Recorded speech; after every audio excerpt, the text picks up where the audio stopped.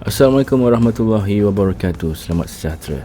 Terima kasih kepada anda semua yang terus bersama-sama dengan saya dalam YouTube channel Bedah Gusti, sebuah channel yang akan membedah pelbagai kisah kontroversi dan bintang-bintang Gusti kegemaran anda.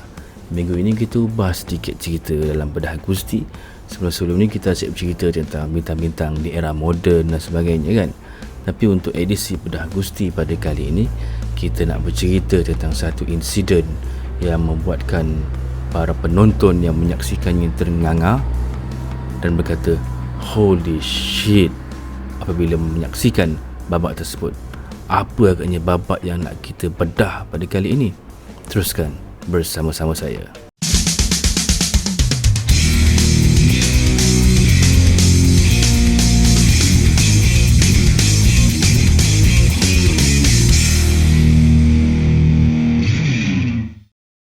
Baik, insiden ini berlaku di acara WWF Superstars of Wrestling pada tanggal 23 November 1991. Berapa umur anda ketika tahun 1991 tu? Okey, jadi pada ketika itu Randy Macho Man Savage telah bertemu dengan Jake the Snake Roberts, dan pada satu ketika Randy telah pun terperangkap tangannya di tali gelanggang, tak boleh nak bergerak, dan Jake Roberts telah melakukan sesuatu yang di luar dugaan dengan mengambil ular tedung kobranya, dan ular itu telah pun menggigit lengan Macho Man, dan ia satu babak yang sangat grafik, sangat mengerikan, dan itulah yang berlaku. Dan apakah cerita di sebaliknya? Sebelum kita terus melangkah ke arah cerita itu, kita cerita sedikit tentang latar belakang Jake the Snake Roberts ini. Jake the Snake Roberts merupakan seorang bintang gusti yang agak terkemuka, seorang yang pandai melontarkan promo-promo yang hebat, tetapi malangnya beliau ni tidak pernah memenangi sebarang kejuaraan di WWE. Tidak tahu kenapa, walaupun beliau merupakan seorang penggusti yang sangat berbakat. Jake Roberts telah pun terkenal kerana gimmicknya membawa ular masuk ke dalam gelanggang.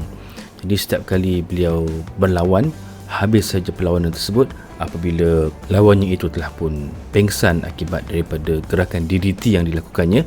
Selesai kena pin 1, 2, 3, dan beliau akan meletakkan ular sawanya yang ketika itu diberi nama Damien ke atas badan lawannya itu, membuatkan lawannya itu akan geli geleman lah. Dan kalau kita tengok, ada ramai bintang yang ketika itu diancam oleh ular Jake Snake Roberts ini sampaikan mencecet-cecet larinya. Antaranya adalah seperti Andre the Giant. Tetapi cerita di sebalik gimmick Jake the Snake Roberts ini, sebenarnya Jake Roberts ini dia pun tak suka dengan ular ni. Beliau bukan gifted seorang penjinak ular, tetapi ianya sesuatu gimmick yang datang secara tiba-tiba. Dalam DVD Jake the Snake Roberts Pick Your Poison, Jake Roberts telah ceritakan tentang hubungannya dengan ular ni. Beliau kata, sebenarnya aku tak suka kan anak haram tu. Merujuk kepada ular tu lah. Aku takut dengan dia orang, dengan ular ni.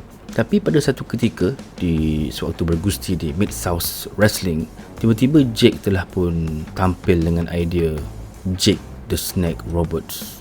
Macam kena pula Jake the Snake tu kan, dia punya rhythm ataupun rhyme dia tu, macam berpantun pula.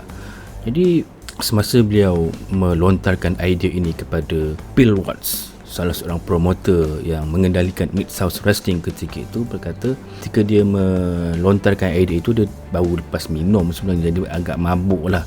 Dia pun tak berapa sedar. Dia kata, apa kata aku bawa watak sebagai seorang yang membawa seekor ular, Jake the Snake. Bill Watts kata, this isn't a damn circus. Ini bukan sarkis kau nak bawa-bawa binatang masuk gelanggang ni kan. Apatah lagi dengan membawa ular ke dalam gelanggang. Jack pun kata, betul juga kan. Apa benda lah idea bodoh ni. Dia pun ketawa kan. Jadi apabila beliau berada di WWF, menyertai World Wrestling Federation tidak lama selepas itu, tiba-tiba WWF pun bertanyakan soalan yang sama. Jack, apa kata kau bawa ular masuk gelanggang? Kau pernah terfikir tak idea ni? Kata, aku pernah juga terfikir, tapi tak adalah nak ambil serius benda tu kan, pasal macam tak logik. Tapi WWF menginsist ataupun menggalakkan, encourage Jake Roberts untuk membawa ular ke dalam gelanggang. Dan tidak lama kemudian, beliau dapat seekor ular Kebetulan di Stamford, Connecticut, di apa orang kata HQ WWF ketika itu, ada seorang individu bernama Albert yang membekalkan ular-ular ni untuk sebarang pertunjukan lah. Dan Jack Roberts mendapat seekor ular daripada Albert itu. Tapi kata Jack Roberts, ia ibarat macam satu beban juga kepadanya, kerana di samping membawa beg, ring gear dan sebagainya, perlu menjelajah dari satu bandar ke satu bandar untuk setiap acara-acara WWF ketika itu. Beliau terpaksa juga bawa satu lagi beban, iaitu ular seberat 100 pound. Jadi bertambah-tambahlah menyeksakan dirinya yang perlu membawa benda itu ke sana ke sini, naik kereta dan sebagainya. Dan waktu itu dikatakan, Jack Roberts kata, mereka perlu berada di jalanan untuk sesi-sesi jelajah ini sepanjang sebulan sampai 6 minggu. Jadi terpaksalah heret ke sana sini dengan beg kat sebelah, dan nak bawa ular lagi. Masya Allah, memang menyeksakan untuk Jack Roberts ketika itu. Dan waktu itu juga Jack Roberts ni badannya biasa-biasa je lah. Beliau tak adalah badan berketul-ketul macam Hogan, Warrior dan sebagainya ketika itu. Tapi satu ketika Jack Roberts ada kecederaan leher. Jadi bagi nak dalam proses untuk nak rehabilitasi untuk pemulihan, beliau buat badan lah. Sampaikan beliau berjaya membina badan sehingga mempunyai berat 275 pound. Tapi apabila badan dia dah sador tu, dia pun pergi jumpa Vince. Vince kata, ni apa benda ni? Badan macam ni. Jack kata, bukan ini yang kau suka kan? Badan sador macam ni kan? Kau kan minat badan-badan lelaki perkasa macam ni kan? Dan Vince membalas, kalau aku nak seorang lelaki sador yang membawa seekor ular ke gelanggang, tak payah aku suruh engkau, aku suruh Hogan yang bawa ular masuk ke gelanggang. Aku tak nak engkau seorang yang sador macam ini. Aku nakkan Jack Roberts yang merupakan seorang yang sensual, seorang yang berperwatakan menggoda, seorang yang smooth, lain daripada orang lain, bukannya badan sador macam ini. Aduh. Sejak itu Vince kata dia tak nak lagi tengok Jack Roberts bersenam ataupun membuat badan workout di gym. Dan sebab itulah Jack Roberts menghabiskan masa dengan layan kokain, minum-minum dan sebagainya, bagi nak menampakkan sisi tubuh yang diingini oleh Vince McMahon. Oleh kerana masalah dengan ular yang berat itu, masa tu nama ular tu adalah Damien kan. Dan satu ketika ada gimmick yang mengatakan ular itu didudukkan oleh earthquake. Jadi matilah ular tersebut di dalam kurungan itu yang telah didudukkan secara zalim oleh earthquake. Dan tidak lama kemudian Jack Roberts dapat pengganti, dan dia adalah seekor kobra. Jack Roberts kata, aku suka betul dengan kobra ni. Pasal apa dia suka kobra? Kerana beratnya hanyalah 15 pound. Jadi taklah membebankan dia setiap kali nak ke sana ke sini. Dan itulah yang menyebabkan beliau lebih prefer kobra berbanding dengan ular sawa. Okay, kita kembali semula kepada cerita gigitan ular kepada Macho Man di siaran TV WWF Superstars of Wrestling pada tanggal 23 November 1991. Menurut kata Jack Roberts, Macho Man atau Randy Savage yang datang kepadanya dengan melontarkan idea tentang digigit oleh ular ini. Savage datang kepadanya berkata, ular kau ni akan menggigit aku, okey? Kau faham tak? Ada ramai bintang-bintang yang nak membelasah atau nak mengenakan Macho Man. Jadi aku nak, ular kau yang mengenakan aku. Macam mana? Lebih kurang gitulah suara Macho Man. Kau cerita apa ni, kan? Aku nak gimmick kau tu keluar dan mengenakan aku. Tapi Randy, ular tu tak berbisa tau. Jadi dia tak berbisa lah. Okey, bagus. Jadi kalau dia tak bisa, apa kata biar dia gigit kau dulu. Aku nak tengok macam mana. Jadi dia pun bawa Jack Roberts ke bilik persalinan. Dia dudukkan Jack Roberts dan dia biarkan ular tu mengunyah-ngunyah kaki Jack Roberts. Lepas tu Macho Man kata, okey, kau duduk aja sini, Snake Man. Okey, kau jangan pergi mana-mana. Dan lepas 30 minit tu Macho Man kembali semula ke bilik persalinan. Macam mana Snake Man? Ada rasa pelik-pelik ke? Randy, tolonglah, kata Jack Roberts. Sebaik Jack Roberts tak ada apa-apa lah. Yalah, pasal ular tu tak ada apa-apa bisa kan. Jadi hanya geli-geli je lah. Dan menurut Lenny Poffo, adik kepada Macho Man di Genius tu kan, masa tu beliau memandu ke Indianapolis. Dia duduk belakang lah. Dan masa tu beliau pura-pura tidur dan dengarlah Randy dan Elizabeth bergaduh Elizabeth ternyata tidak bersetuju dengan idea agar Randy digigit oleh ular tu. Tapi Randy kata ular tu dah tak ada bisa, dia tak payah risau lah kan. Dia kata aku akan membiarkan ular itu menggigit aku kerana ianya bagus untuk menarik lebih ramai penonton. It was a good business lah, bagus untuk membawa laba yang lebih lah kepada WWE.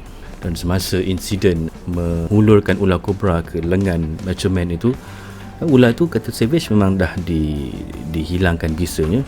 Tapi apabila sebaik saja dia menggigit lengan Macho Man itu, Macho Man kata, oh my god, this thing wouldn't let go. Dia tak nak lepaskan daripada lengan Macho Man.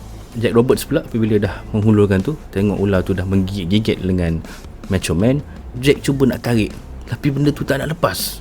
Dia hanya bermain-main menggigit-gigit lengan Macho Man selama lebih kurang seminit. Lebih seminit kata Jack Roberts. Damn. Dan akhirnya beliau berjaya menarik ular itu. Dan apabila tamat insiden tersebut, menurut kata Macho Man, lengannya telah pun bengkak macam belon untuk beberapa hari. Dan selepas 5 hari, beliau telah pun dikejarkan ke hospital kerana demam panas 104 degree Fahrenheit pada hari itu. Nasib baik akhirnya demam tersebut kebah dengan doktor memberikan Macho Man beberapa antibiotics. Yalah, nasib baik ular itu dah pun dihilangkan bisanya.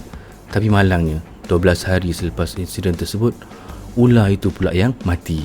Dengan Jack sekali pernah jumpa dengan Macho Man, lepas tu dia kata, you kill my snake lah dude, kau bunuh ular aku lah geng. Apa cerita ni?